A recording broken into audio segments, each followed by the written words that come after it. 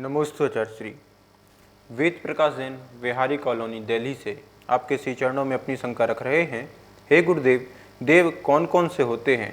कहीं पर अरिहंत तथा सिद्ध दोनों देव हैं ऐसा बताया है, लेकिन नौ देवता की पूजा में 9 देव बताए गए हैं। कृपया मेरी शंका का समाधान करें। देव, पहली बात तो देव किसे कहते हैं ये समझना चाहिए। देव जो दिव्य हो, जो देता हो, उसे देव कहते हैं।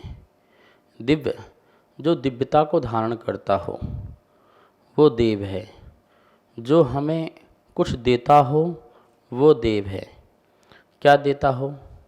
शांति भी देता हो, आनंद भी देता हो, हमें जो है सुख देता हो। मतलब कि सुख और शांति और आनंद में जो निमित्त बने, ऐसा देने वाला बने, वो देव होता है। अब देखिए, देव जो है, हम अरहंत को भी देव कहते हैं, सिद्ध को भी देव कहते हैं। एक तो 4 गति में एक देव नियम से एक पर्याय है जो सांसारिक पर्याय है, जहाँ पर देव दिव्यता को प्राप्त होते हैं। मतलब अणिमा, गरिमा, लघिमा आदि जो रिद्धियाँ हैं, उन रिद्धियों को प्राप्त होते हैं और जिसके माध्यम से वह इंद्रिय सुखों को प्राप्त होते हैं।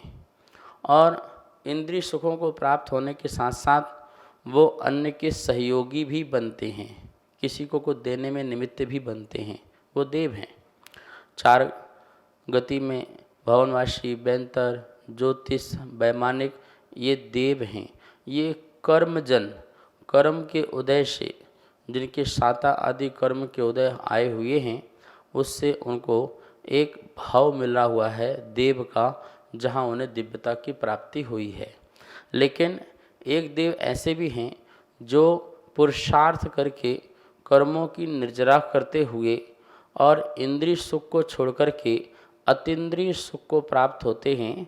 ऐसे देवाधिदेव कहलाते हैं। देवों के भी अधिपति देव, वो देव, उन्हें सुदेव भी कहते हैं। ऐसे देव अरहंत, जिन्होंने 4 कर्मों को नष्ट किया।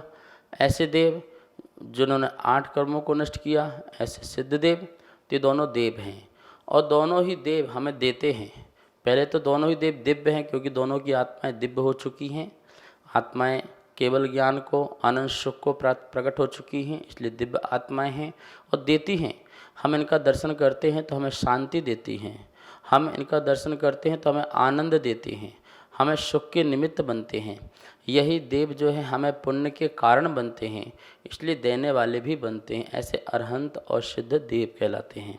अब आप कहते हैं कि 9 देवता में और भी देव होते हैं। हाँ, अब जो देव हैं इन्हीं के ही जो हैं बिंब, जैसे अरहंत, सिद्ध, आचार्य, उपाध्याय, साधु, ये 5 भी देव हैं, क्योंकि पांचों आत्माएं दिव्य हैं।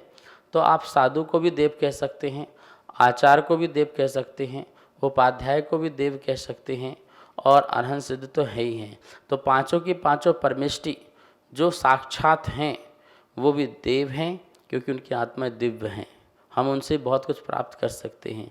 और इन्हीं का ही बिंब रख दिया जाए तो वो जिन चैत्य जो है वो भी देव हो गया। और उन चैत्य को धारण करने वाला आलय, स्थान, चैत्यालय, वो भी उसको देवता का रूप दिया गया है कि वो चैत्यालय भी एक दिव्य रूप है। और भगवान की जो वाणी है, आगम, वह आगम जो है, जो लिखा गया है, वो लिखा गया जो शास्त्र द्वासांग है, उसको भी देवता, जयतु शुद्ध देवता, उसे भी देवता का रूप दिया गया है। और इसके साथ ही भगवान का जो धर्म है, रत्नत्रय धर्म है, 10 धर्म हैं, ये धर्म भी जो है एक देव है जो हमें दिव्यता प्रदान करता है। इस प्रकार से 9 देवताओं को भी देव कहा जाता है। नमोस्तु आचार्य श्री। कुमारी माया जैन महाराष्ट्र से आपके श्री चरणों में अपनी शंका रख रही हैं। हे गुरुदेव, सम्यक प्रकृति के उदय से सम्यक दर्शन, चल, मल, अगाढ़ दोष लगते हैं। ये 3 दोषों को कैसे समझें? इसकी परिभाषा क्या है? कृपया समाधान करें। चल, मल और अगाढ़, ये 3 जो हैं दोष हैं। किसके दोष हैं? सम्यक प्रगति के दोष हैं। सम्यक प्रगति जो है, जिसके उदय से जीव में श्रद्धा तो है, पर अपने श्रद्धा में, देवशास्त्र गुरु की श्रद्धा में भी कभी कभी यह चल नाम का दोष लगा लेता है, मल नाम का दोष लगा लेता है, ये अगाड़ नाम का दोष लगा लेता है। ये क्षयोपशम सम्यक दर्शन की बात है, ना कि उपशम सम्यक दर्शन और ना कि छायिक सम्यक दर्शन। तीन प्रकार के सम्यक दर्शन हैं। तो छायिक दर्शन में दोष तो लग ही नहीं सकते, क्योंकि सम्यक प्रगति नष्ट हो चुकी है। उपशम सम्यक दर्शन में अंतर मुहूर्तक सम्यक प्रगति का भी उपशम है, इसलिए वहाँ भी दोष नहीं लग सकता है। क्षयोपशम सम्यक दर्शन में सम्यक प्रगति का उदय है, चूँकि ये सम्यक प्रगति भी मिथ्यात्व प्रगति का ही एक फिल्टर, एक अंश है, ठीक है ना, जिसके उदय से सम्यक दर्शन नष्ट तो नहीं होता है, लेकिन उसके निमित्त से कुछ सम्यक दृष्टि को भी दोष उत्पन्न होते हैं। सम्यक दर्शन के जो अतिचार बताए हैं वही चलमल अगाड़ दोष हैं। सम्यक दर्शन के 5 प्रकार के जो हैं अतिचार कहे गए हैं, शंका, कांक्षा, जुगुप्सा, अन्न दृष्टि प्रशंसा और अन्न दृष्टि संस्तव।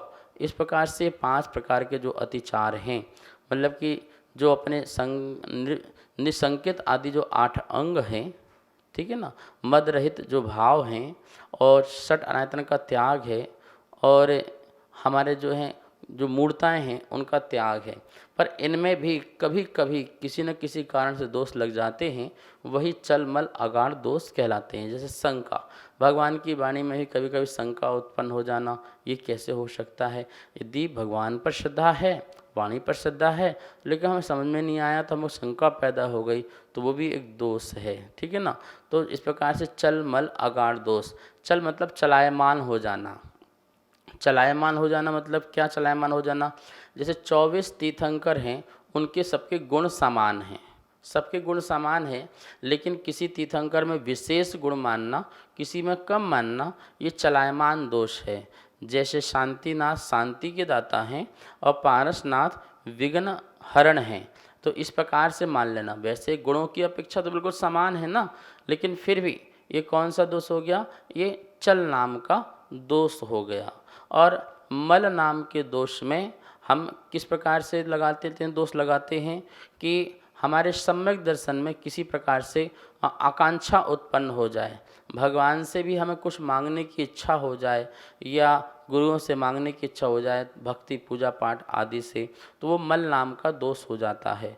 और आगाड़ नाम का दोष क्या होता है? आगाड़ नाम के दोष में अपना और पराया करना। कैसे करना? ये तो हमारा मंदिर है, ये मेरे भगवान हैं, ये मेरे गुरु हैं, ये तुम्हारा मंदिर है, तुम्हारे गुरु हैं।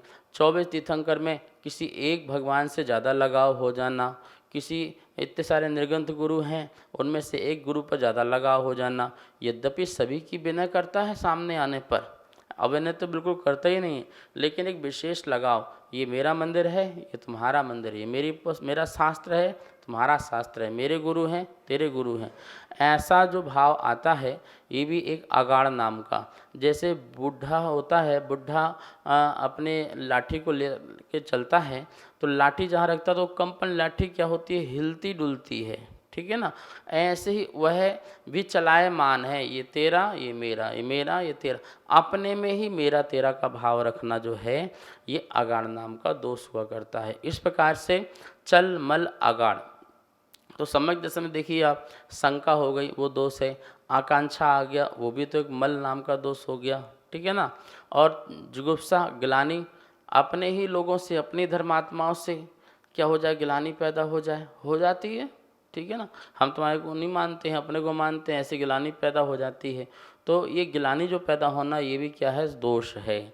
और अन्न दृष्टि प्रशंसा, अन्न दृष्टि संस्था, जो अन्य धर्म के लोग हैं, कभी कभी उनके मत की आपके द्वारा प्रवचन के माध्यम से या मन में या किसी काय चेष्टा द्वारा क्या हो जाती है? प्रशंसा हो जाती है, या उनका संस्था स्तुति हो जाती है, तो ये भी दोष जो है हानिकारक है। इसलिए सम्यक दर्शन में ये दोष का कारण है।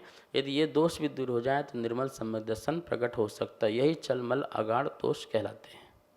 सभी को सादर जय जिनेन्द्र।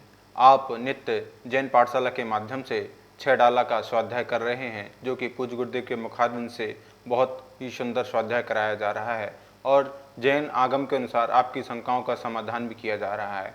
अगर आपको इस विषय में कोई भी शंका है तो आप हमें नीचे दिए गए नंबर पर भेज सकते हैं और अपनी शंका का समाधान पा सकते हैं।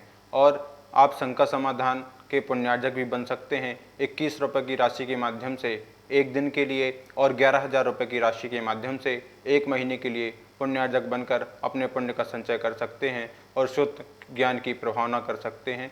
सभी को सादर जय जिनेंद्र। इस कार्यक्रम के पुण्यार्जक थे